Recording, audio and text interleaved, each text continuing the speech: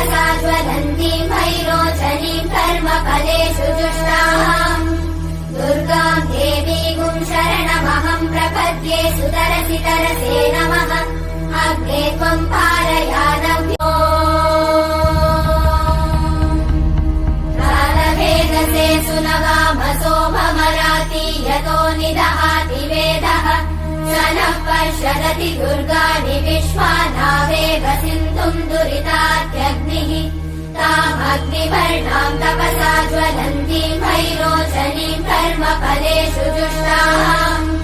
दुर्गाम् देवीगुं शरणमहं प्रपद्ये सुतरसि तरसे नमः